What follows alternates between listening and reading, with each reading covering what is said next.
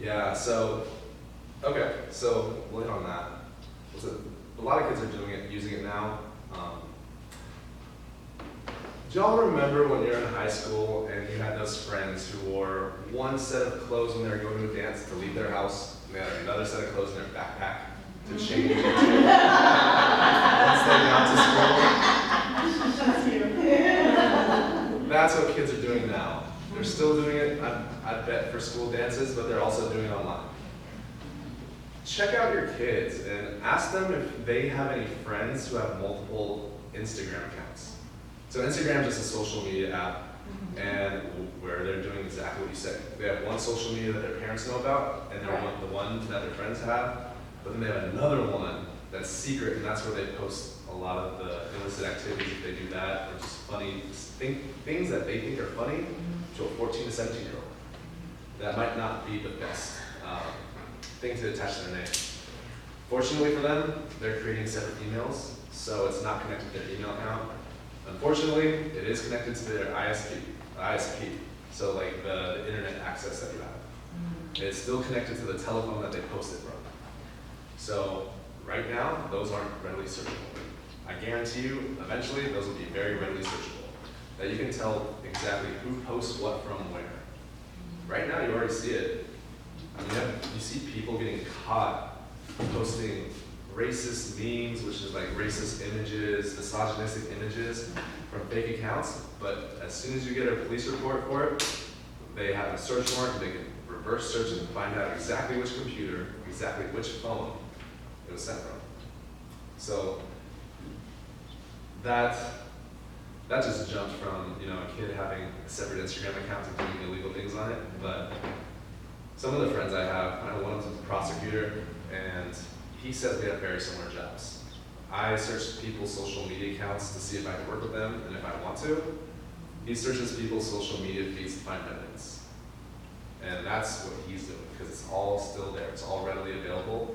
And even if it's deleted within the phone, you can still find it. Yeah? Now, how about the flip side of not having a digital footprint, like not doing Facebook, Instagram, Snapchat, all that, like just basic, whatever the minimum is to be able to function, like email or Twitter account for school or something like that. Now, would that like be actually a con against them when they're trying to apply for jobs and things like that? So for me, that's a really good question, and that's something that came up today during assembly as well. For me, it's not that bad. Every kid will have a digital footprint because the schools are talking about them. They are sometimes forced to have Schoologies or those social media apps for the teachers and the students interact. But when I had an athlete and then they had a Twitter, Instagram, or Facebook, and I background searched them, if they didn't have one of those three, it would pop up as a yellow flag, but not a red one. It'd be like, I wonder why this person doesn't have one. You know, it wouldn't be negative. If they had one and there was a lot of bad content on there, yeah, that'd be a negative thing, right? But the lack of a digital footprint, I think for some people makes me suspicious, especially as we start moving forward. It's not, I'm 30, I would say, and when people apply to me and they don't have it and they're under 30, that's when I'm suspicious. Especially the ones who started getting their Facebook when they're in college or high school now. But for the younger generation, there's a lot more kids who are just saying no to all social media, which I'm a fan of. So, yeah. So are you suggesting that for those teenagers that aren't participating either at all or extremely limited, that they be more overt and controlled in their participation now? So they create a profile. So they create a digital history that's positive. I would never tell a kid to start a social media account just for the sole purpose of having one. If it helps them lead to their personal and professional goals, and that's the bar. Right, and that's the bar what I tell my clients, that's the bar what I tell the high school kids too. Is if you're about to post something and it doesn't help you lead to a personal goal or it helps you lead to some professional accolade or goal that you're trying to get to, if it doesn't help you network with a thought leader within your field who you want to talk to or a potential mentor, why are you wasting your time doing it? It's not for fun. I mean, you might get some, utiles of pleasure when people start liking your pictures, and that's another mental health issue, right?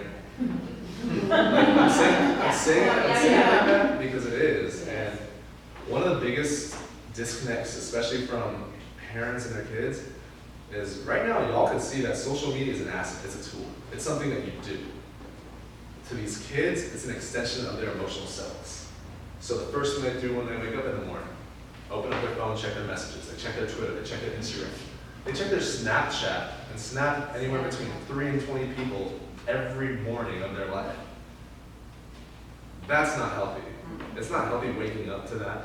And actually one of the exercises that I wanted to do with y'all, but I didn't have enough time was, oh well, let's do it. So, all right, usually I want everyone to have a piece of paper and a pen, but if just in your minds, think about it like this, where, all right, think of a clock. At the top is going to be midnight, and that's where I want you to start. Imagine you start your day off. What's your digital cycle throughout the day? So when you wake up, do you check your emails? When you wake up, do you open Spotify to listen to music? When you wake up, do you check the internet? You check your articles? So for me, when I wake up, I just check my emails, I open up Instagram, I open up Twitter, I open up Facebook, all within the first 10 minutes of me waking up. Is that healthy? Probably not. Probably not. But think about it. So when you open up your social, when you wake up, think about the things that you look at and what you check on your phone, and then what you check on your computer. And then you go to work. And then you have the rest of your day. And just think about how many times you keep on checking those things. So I'll give you like 1 or 2 minutes just so you all can process that and like really think about your own day. Because until you understand your own social media and your own digital use, you won't be able to understand your kids. And you're on the phone, you're checking emails. They're on their phone, they're checking Instagram. They're checking Snapchat. So just take a couple minutes and think about it. I'm gonna go. Are we coming up with a number? Oh no, this is just you in your own head. And then we're gonna come, grab some more snacks. No, that's too much. This is like in 2 minutes. In 2 minutes, just start thinking about all the times you use Yeah, social so media. I look at my email because the lots sometimes that's stuff.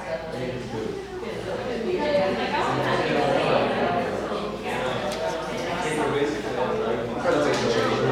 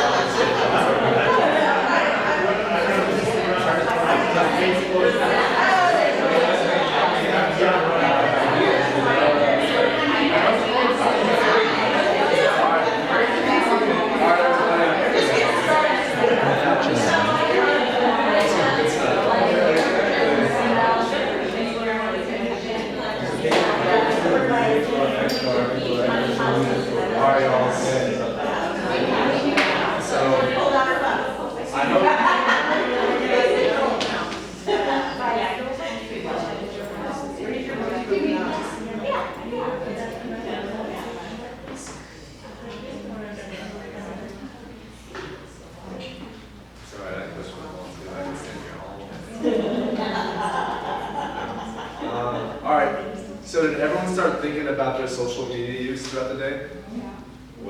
How many times, does anyone check Facebook more than 10 times a day? I do. All right. Who checks their emails more than 10 times a day? Yeah. Who has Spotify or some type of music playing in the background all the time? Right? Every time you're stressed out or you're bored or you have a lull in your day, who checks something on their phone, even if it's just to look at it? So think about how much, and that's a lot of people in this room, so think about how much we use it and how much we're just on our phone and looking at it. Now imagine if all of our friends were on it too. Imagine if we were like in a high school setting where all of your classmates were on there as well. You check it a lot more because you want to know what's happening. You want to know what's going around campus. You want to know who's hanging out with who, just so you can feel involved and just so you can feel like you're connected with those people. That brings up another thing. You know,